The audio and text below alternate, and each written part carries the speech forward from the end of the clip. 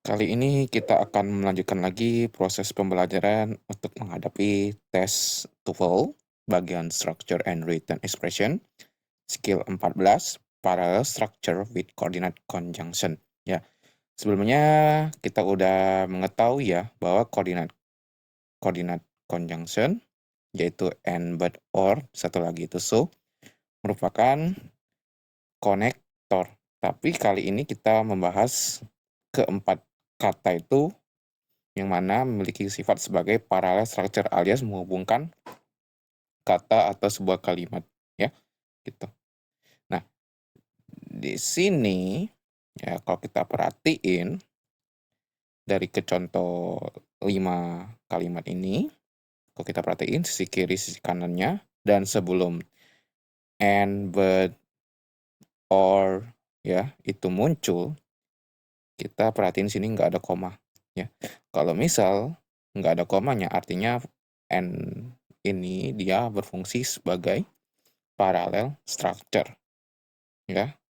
Kalau dia ada koma sebelumnya, berarti dia sebagai coordinate connector, tapi beda dengan yang contoh kalimat 4 ini ya, dan kalimat ketiga ini.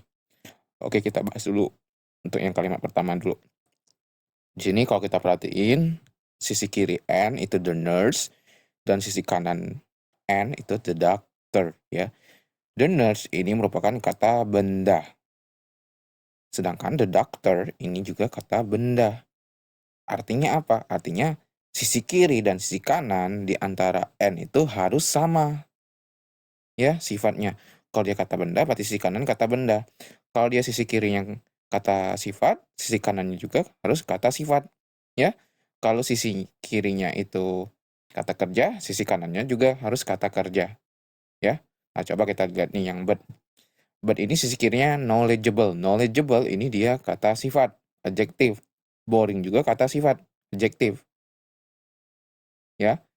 Nah, jadi sisi kiri, sisi kanannya harus sama strukturnya, ya. Nah, kalau kita perhatiin sini, hikes, jokes, or writes. Jadi dalam kalimat ketiga ini, dia itu bukan memiliki 4 kata kerja, tapi 2 kata kerja. Tapi yang untuk bagian hikes, jokes, dan writes ini menjadi satu kesatuan. Karena kenapa? Karena di sini ada paralel, ya. Or ini merupakan parallel structure. Nah, itu, ya. Nah, di sini untuk or-nya itu ada koma. Ya, ini bukan sebagai koordinat konektor, artinya dia sebagai menghubungkan saja. Ya, ini aturan dalam penulisan, ya, penulisan untuk huruf paralel, gitu, ya. Jadi untuk hikes, jokes, or writes ini dia menjadi satu kesatuan, ya. Begitupun untuk yang kalimat keempat. Nah, kalau kita perhatiin sini, in the morning, in the afternoon, and in the evening. Yang mana ini sama-sama objek preposisi, ya. Kalau sisi kirinya objek preposisi, sisi kanan juga harus objek preposisi. Jangan lupa ada koma, ya. Ini bukan sebagai koordinat konektor, tapi ini sebagai parallel structure. Ini aturan penulisan aja, ya, yang koma ini. Kemudian begitupun juga parallel structure itu bisa menghubungkan kalimat berklausa, ya. Kalimat berklausa apa? Maksudnya di sini ada contoh, you can do the work because you want to do it or because you have to do it. Sebenarnya di kalimat ini bukan terdiri dari 3 klausa, tapi 2 klausa, ya. Jadi untuk yang because ini sampai because you want to do it or because you have to do it, ini dia dalam 1 klausa, ya. Karena apa? Karena dia dibungkus oleh or sebagai parallel structure-nya. Nah, kita perhatiin sisi kirinya ada konektor, terus ada subjek, ada verba, kemudian sisi kanannya ada konektor, ada subjek, dan ada verba. Nah, di sini kalau kita perhatiin or-nya nggak ada koma, ya, gitu. Di sini bukan sebagai parallel structure, bukan berarti konektornya itu ada 3, bukan, ya. Tapi konektornya ada 1, yang mana because, ya, gitu. Itu untuk pembahasan singkatnya, ya. Nah, kalau kita perhatiin ada kalimat-kalimat yang sering keliru ya di dalam soal TOEFL seperti ini. The evening the dress was beauty but expensive. Nah, kalau kita perhatiin beauty. Beauty ini kata benda, sedangkan expensive ini dia kata sifat. Nah, sisi kirinya kata benda, sisi kanannya kata sifat. Nah, ini kalimat yang keliru. Karena apa? Karena parallel structure aturannya sisi kiri dan sisi kanan itu harus sama strukturnya, harus paralel strukturnya, ya. Nah, begitupun di kalimat ini. The student reads each chapter, takes a lot of notes, and memorizes the material. Nah, di sini apa yang keliru? Ya, kalau kita cek di sini, ya. The student reads itu kata kerja. Kemudian takes itu juga kata kerja. Ya. Kemudian memories. Nah, memories ini dia bukan kata kerja. Ya. Gitu.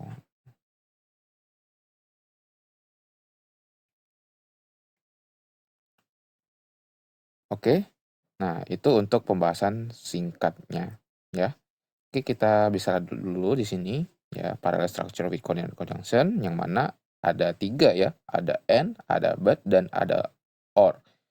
Yang sisi kirinya itu harus sama structure-nya, ya.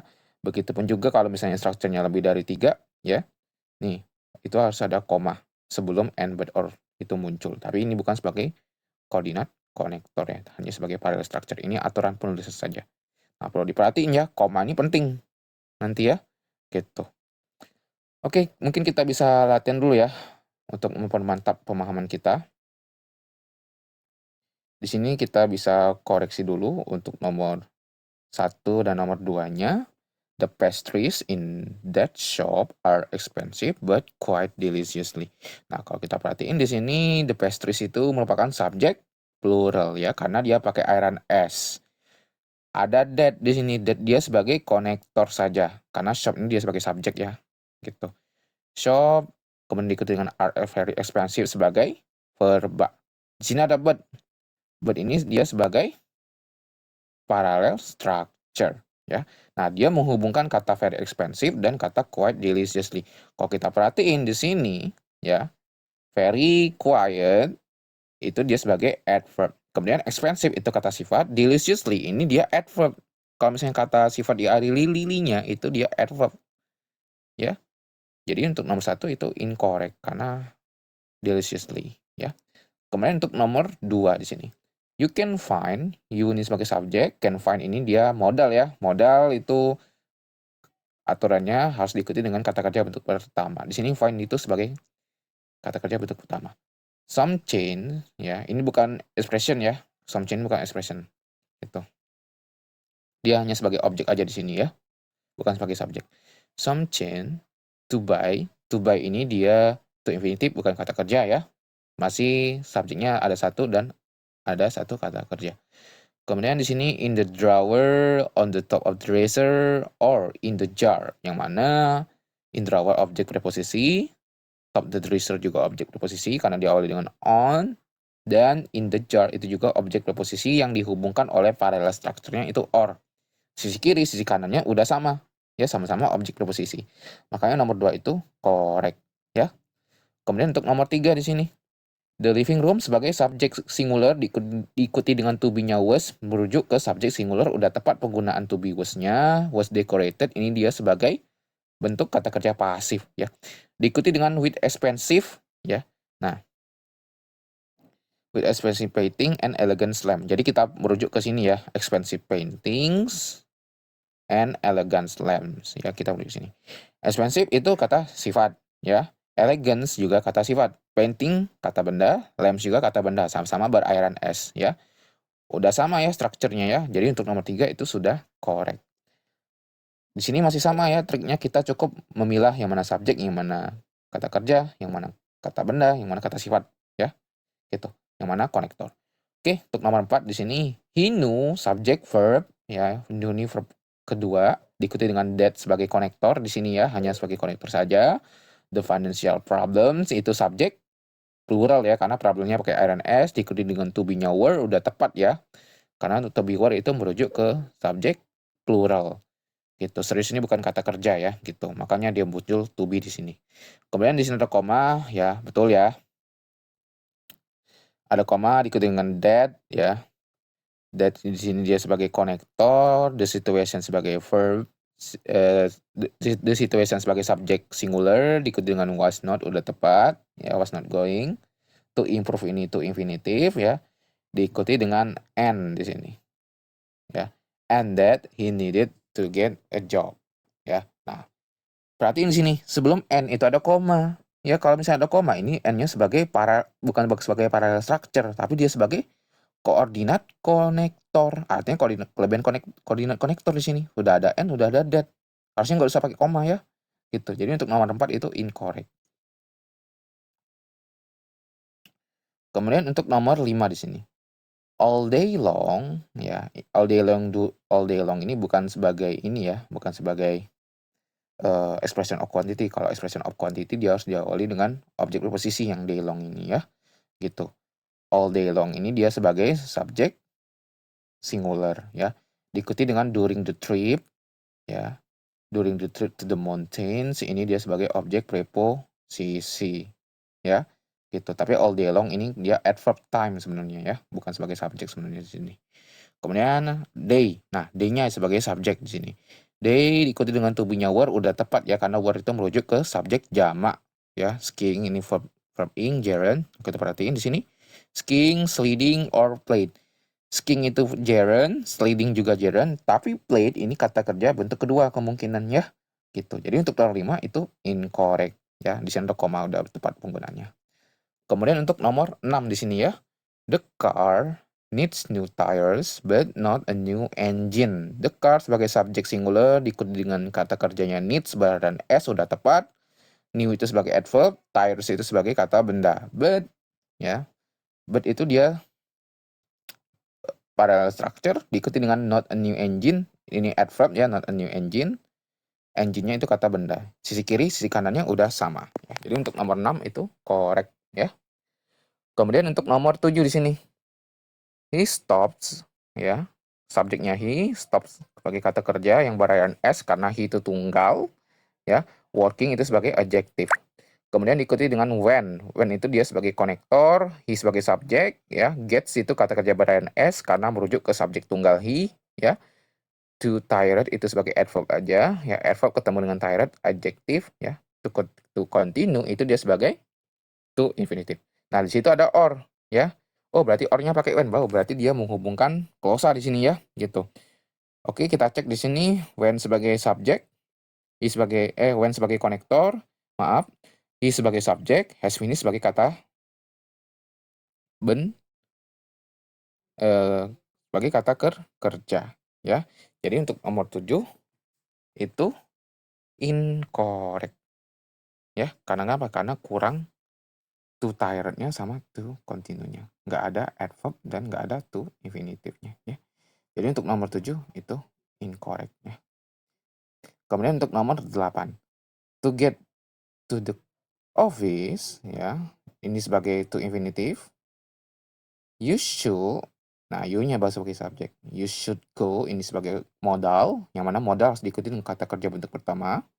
Through this door, through ini sebagai objek preposisi, diikuti dengan turn to the left, ya. And continuation down the hall. Nah, kita perhatiin di sini.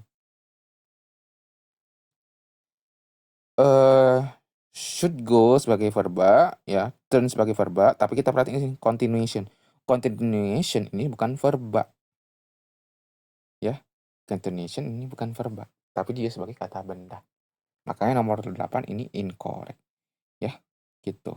Nah, kalau kita perhatiin, through this door, ya, sebagai objek preposisi, to the left objek preposisi, down the hall juga objek preposisi, ya. Nah, jadi harus sama, nggak boleh kurang, ya.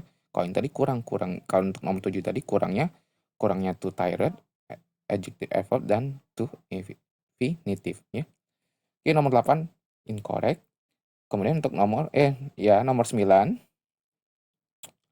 For dessert ini dia sebagai objek preposisi ya. Karena diawali dengan for dessertnya, yang jadi subjeknya itu we. Could serve ini modal ya. Karena aturannya modal itu harus diikuti dengan kata kerja bentuk pertama, nggak boleh berakhiran s ya. Serve ini udah tepat penggunaannya. Lemon pie sebagai kata benda, fruit tart sebagai kata benda, chocolate cake sebagai kata benda, or butter cookies juga sebagai kata benda. Udah sama kata benda semua ya. Jadi untuk nomor 9 itu correct ya. Gitu. Kemudian untuk nomor 10 di sini ya, kita perhatiin. Nomor 10, the sick child needs some medicine, some juice, and to rest. Ya. Nah, di sini kita perhatiin ini. Some medicine itu kata benda, some juice kata benda, tapi to rest ini tuh infinitif. Jadi untuk nomor 10 itu incorrect ya. Gitu. Oke, sekian untuk pembahasan skill 14.